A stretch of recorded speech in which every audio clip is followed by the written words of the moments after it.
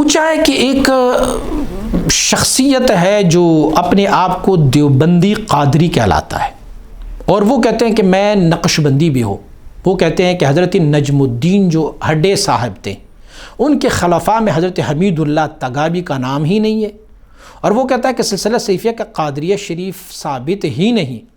اس سلسلے میں آپ سے رہنمائی چاہتے کہ کوئی حضرت نجم الدین اڈے صاحب کی تذکرے کی کتاب جس میں خلفاء کے نام ہو، یا حمید اللہ تغابی رحمۃ اللہ تعالی کے حیات مبارکہ پر کوئی کتاب ہو، تاکہ ان بزرگوں کے حالات ہم بھی پڑھ سکیں۔ اور سلسلہ عالیہ نقشبندیہ صیفیہ کے مشائخ پر کتاب موجود ہے، مگر باقی 3 سلاسل کے بزرگوں کے بارے میں کوئی کتاب موجود نہیں ہے۔ ہاں، آپ نے بریکٹ میں لگا ہوا ہے کہ میرے علم میں نہیں ہے، یہ آپ نے زبردست کہا ہوا ہے،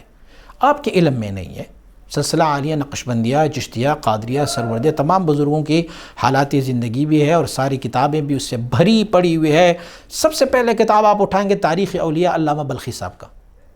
وہ تاریخ اولیاء حضرت محمد الرسول اللہ صلی اللہ علیہ وسلم سے لے کے حضرت مبارک صاحب رحمۃ اللہ تعالی تک نقشبندیہ،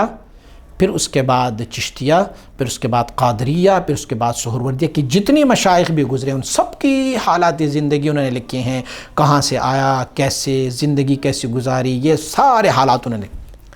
اور ہمارے ایک حضور مبارک صاحب رحمۃ اللہ تعالی کے خلیفہ تھے حضرت علامہ محمد یوسف صاحب، انہوں نے ایک کتاب لکھا ہے درۃ البیان فی سیرت اخندزادہ سیف الرحمن،